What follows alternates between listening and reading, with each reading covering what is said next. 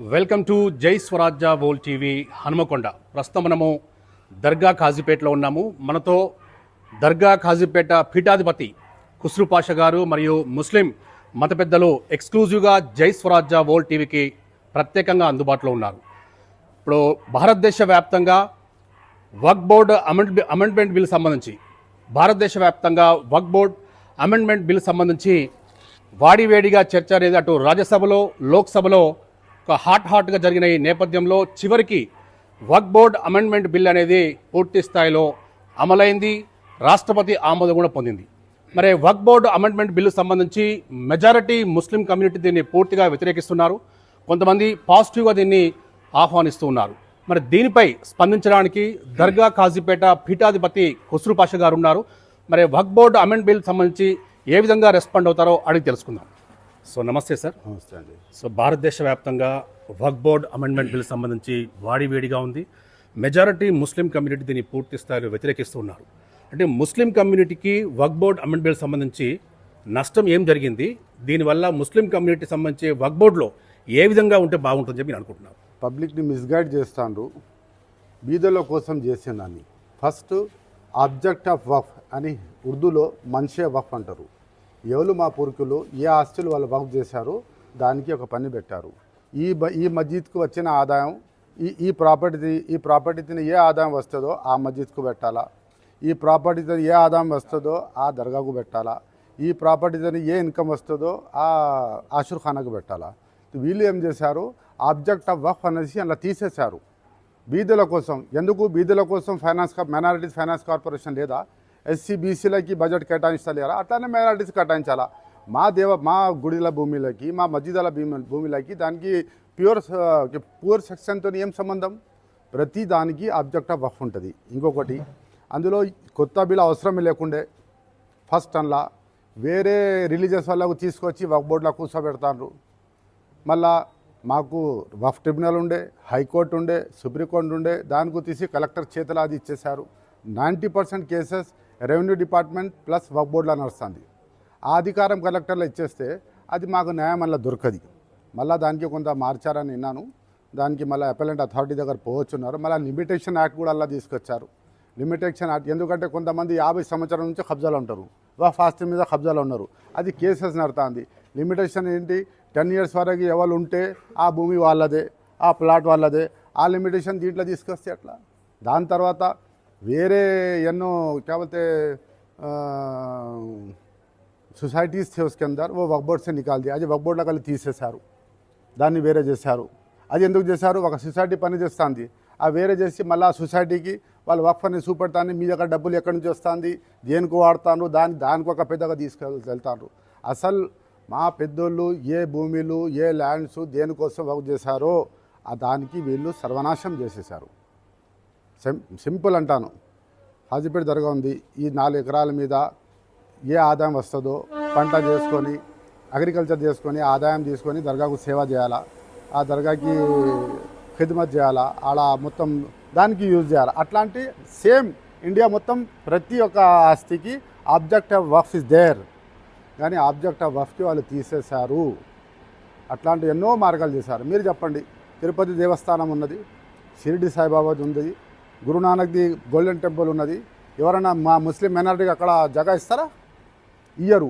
ఇళ్ళ తీసుకొచ్చి ఎందుకు కూర్చోబెడతారండి? అలా స్పెసిఫిక్గా ముస్లిం ఎంపీస్ అన్నీ ఉండే, ముస్లిం ఎమ్మెల్యేని ఉండే, ఓన్లీ ఎంపీ అండ్ ఎమ్మెల్యేని చేసేశారు. ఇవన్నీ ఉన్నాయి. అలా ఏంటంటే మాకు రిలీజియస్గా ఈ బీజేపీ మాకు రిలీజియస్గా ఎట్లా ఒత్తాలా, ఎట్లా దెబ్బతీయాలా, అది బిల్ల తీసుకొచ్చిండ్రు. ఎన్డీఏ గవర్నమెంట్ కానీ ఈవెన్ ఎన్డీఏను ఫాలో అవుతున్న మహాకూటమి, అటు చంద్రబాబు నాయుడు గారు, ఈవెన్ జనసేన పార్టీ కావచ్చు, ఇక మిగతా కొంతమంది ఎన్డీఏను ఫాలో అయ్యే ప్రతి ఒక్కరు కూడా వక్ఫ్ బోర్డు సంబంధించి కేంద్ర ప్రభుత్వము ముస్లింలకు ఎప్పటికీ ఇన్ఫేవర్గా ఉంటుంది, వారిని ఇబ్బంది పెట్టే ఏ చర్య కూడా మోదీ గవర్నమెంట్ చేయదని చెప్పేసి అటు ఎన్డీఏ ప్రముఖులు చాలామంది దీన్ని సమర్థించుకుంటూ ఉన్నారు. అదేవిధంగా కాంగ్రెస్ పార్టీ మరి ఎవరైతే దీన్ని పూర్తిగా వ్యతిరేకిస్తున్నారో వాళ్ళు కూడా మ్యాక్సిమం ఎంతవరకు పోరాడాలనో పార్లమెంట్లో అంత స్థాయిలో పోరాడారు. బట్ అది చివరికి వక్ఫ్ బోర్డు అనేది రాష్ట్రపతి ఆమోదం పొందింది. సో ఇప్పుడు మీలాంటి ముస్లిం మత పెద్దలు మేము సుప్రీంకోర్టులో ఒక పిల్ల వేయబోతున్నాము, supreme court the last and final, మాకు న్యాయం జరగబోతుందని చెప్పేసి మీలాంటి వాళ్ళు అంటున్నారు. సో దీన్ని ఏ విధంగా చూస్తారు? మా తరఫున తెలంగాణ అంజుమని సజ్జాద గాని దక్కన్ తెలంగాణ మేము కూడా రిట్ ఫైల్ చేస్తాం, అందరు ఫైల్ చేస్తాను. మేము అనుకుంటాం సుప్రీంకోర్టులో మాకు న్యాయం దొరుకుతుంది. ఎందుకంటే మెయిన్ ఇలా वफ़ का जो मकसद है, मंशा वफ़ है, ऑब्जेक्ट ऑफ वफ़ है, वो ख़त्म हो जा रहा है. हमारे रिलीजियस तौर पर ये लोग हमको परेशान करना. ఇప్పుడు ఆ బిల్ వచ్చింది, ఇంకా ఇంప్లిమెంట్ కాలే. మీరు టీవీలో చూడండి, కబ్రస్థాన్కి పోయి బుల్డోజర్ పెట్టి సాఫ్ చేసేస్తాను, మస్జిద్ అక్కడ ఆపేస్తాను. ఇది ఏంటి? హిందూ ముసల్మాన్ మిల్కే रहने का देश है, గంగా జమ్నీ का देश है. 350 లాంగ్వేజెస్ మనం ఇండియాలో మాట్లాడతాం. ఇట్లాంటి అభివృద్ధి చెందుతారా ఇట్లా చేస్తే? ఇండియా బోలతో మొహబ్బత్, పైగామ్, సుకూన్, అమన్, శాంతి, ఈ సూఫీలు ఇచ్చిన మెసేజ్ అదే, సబ్కా మాలిక్ ఏక్ అని. మా దగ్గర రాండి జరగాల. హిందూ ఎవరు, ముస్లిం ఎవరు మీరు గుర్తుపట్టలేరు. అందరు ఒకటే టేబుల్ మీద కూర్చొని అన్నం తింటారు, అందరూ ఒకేసారి దర్శించుకుంటారు. ये प्रेम और मोहब्बत से चला सो देश है. ये नफरत की राजनीति कभी चलेगी नहीं. और जहाँ तक एनडीए का सवाल है, चंद्रबाबू नायडू का सवाल है, वाला लास्ट इलेक्शन మళ్ళీ ఇంకోసారి వారు గెలవలేరు. సో ఒక్క మాట చెప్పండి కుస్రు పాషా గారు, ఇప్పుడు ముస్లిం కమ్యూనిటీలోనే విభిన్న వాదనలు వినపడుతూ ఉన్నాయి. అటు చంద్రబాబు నాయుడు వర్గానికి సంబంధించిన ముస్లిం కావచ్చు, జనసేన కావచ్చు, ఈవెన్ ఎన్డీఏకి సపోర్ట్ చేస్తున్న కొన్ని పార్టీ సంబంధించి ముస్లిమ్స్ కూడా మాకు న్యాయం జరిగింది. ఈవెన్ జై స్వరాజ్య వోల్డ్ టీవీ వేదికగా నిన్న సపరేట్గా కొంతమంది ముస్లిం మత పెద్దలు, మీలాంటి మత పెద్దలు మాట్లాడారు. మాకు న్యాయం జరిగింది, మోదీ గవర్నమెంట్కు మేము ప్రత్యేక కృతజ్ఞతలు చెప్తున్నాం అని చెప్పి అన్నారు. దీన్ని ఏ విధంగా చూడొచ్చు? ఇదిగోండి, అసలే న్యాయం జరగలేదు. తెలుగుదేశంలో కానీ అక్కడ బీహార్లో కానీ పెద్ద పెద్ద లీడర్ అందరు రిజైన్ ఇస్తాను, పార్టీకి ఇడిచిపెట్టి పోతాను. అది ఇద్దరు ముగ్గురిని తీసుకొచ్చి మైక్ల మీద టీవీ మీద కూర్చోబెడితే అది కాదు. మెజారిటీ ముస్లిమ్స్ ఏంటి, వాళ్ళు ఏమనుకుంటారు, మా రిలీజన్ దాంట్లో మీరు మాకు ఇబ్బంది పెట్టకండి. ట్రిపుల్ తలాక్లని అట్లనే పెట్టిండ్రు, వఫ్లు అట్లనే పెట్టిండ్రు, ప్రతి ఒక్క దాంట్లో పెడతాండ్రు. వాళ్ళ దగ్గర వేరే ఎజెండా ఏం లేదు, అభివృద్ధి లేదు, ఉద్యోగం జీత కాకపోతే रोजगार नहीं है, कुछ नहीं है, नौजवानों की तरक्की नहीं है, कुछ नहीं है. सिर्फ उनके पास क्या है, हिंदू मुसलमान को लड़ाओ, वोट रोक की राजनीति है, वो चलने वाली नहीं है. సో ఇప్పుడు ఇక్కడ సపరేట్గా మీరు వక్ బోర్డ్ అమెండ్మెంట్ బిల్ సంబంధించి మీటింగ్ పెట్టారు. మరి భవిష్యత్తులో ఈ వక్ బోర్డ్ అమెండ్మెంట్ బిల్కి వ్యతిరేకంగా మీ కార్యాచరణ ఏ విధంగా ఉండబోతుంది, ఏం చేయబోతున్నారు? ఇవ్వండి, మేము మా తరఫున ఏం డెసిషన్ తీసుకోము. మా పెద్దలు ఉన్నారు, as a Muslim personal board ఉంది, వాళ్ళు ఇండియా మొత్తం వాళ్ళు కవర్ చేస్తారు. వాళ్ళు ఎలాగా చెప్తారో इंडिया के कॉन्स्टिट्यूशन के हिसाब से, हिंदुस्तान के कानून के हिसाब से जो प्रोटेस्ट करना है वो प्रोटेस्ट करेंगे. मेन हमें सुप्रीम कोर्ट में हमारे याचिका दाखिल करनी थी, ऑलरेडी सुप्रीम कोर्ट में पढ़ रहे हैं, वहाँ पर हमें न्याय मिलेगा.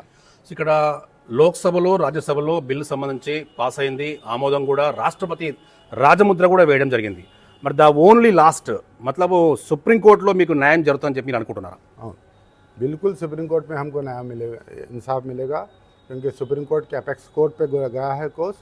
अच्छे एडवोकेट्स हम ले रहे हैं पूरे इंडिया भर से. हर मुस्लिम लीडर ले रहा है, कई एमपीज डाल रहे हैं, कई ऑर्गेनाइजेशन डाल रहे हैं. हमें उम्मीद है सुप्रीम कोर्ट पर, हमें उम्मीद है बाबा साहब अम्बेडकर के कानून पे हमें न्याय मिलेगा. సో ఇక్కడ వక్ బోర్డు అమెండ్మెంట్ బిల్లు సంబంధించి దర్గా ఖాజీపేట పీఠాధిపతి ఖుస్రు పాషా గారు జై స్వరాజ్య వోల్డ్ టీవీతో ఒకటే అంటున్నారు, మత విద్వేషాలు రెచ్చగొట్టడానికే ఇక్కడ మోదీ గవర్నమెంట్ ఇటు వక్ బోర్డు బిల్లును తీసుకురావడం, ఇది ఎంటైర్ ముస్లిం కమ్యూనిటీకి ఏమాత్రం కూడా యాక్సెప్టెన్స్ లేదని చెప్పేసి జై స్వరాజ్య వోల్డ్ టీవీతో ప్రత్యేకంగా చెప్తూ, భవిష్యత్తులో మా మత పెద్దలు సుప్రీంకోర్టు దీనికి సవాల్ చేయబోతున్నాము, మేము సపరేట్గా దీనిపై మీటింగ్ కూడా నిర్వహించబోతున్నాం అంటూ ఈరోజు ఈనాటి సాయంత్రం మీటింగ్లో కూడా ఎస్పెషల్లీ వక్ బోర్డు అమెండ్మెంట్ బిల్లు కోసం మేము ప్రత్యేక మీటింగ్ ఏర్పాటు చేసుకున్నామని, భవిష్యత్తులో సుప్రీంకోర్టు ద్వారా the last and final supreme court ద్వారా మాకు న్యాయం జరగబోతుందని చెప్పేసి జై స్వరాజ్య వోల్డ్ టీవీతో ఎక్స్క్లూజివ్గా దర్గా ఖాజీపేట పీఠాధిపతి గౌరవనీయులు ఖుస్రు పాషా గారు చెప్తూ ఉన్నారు.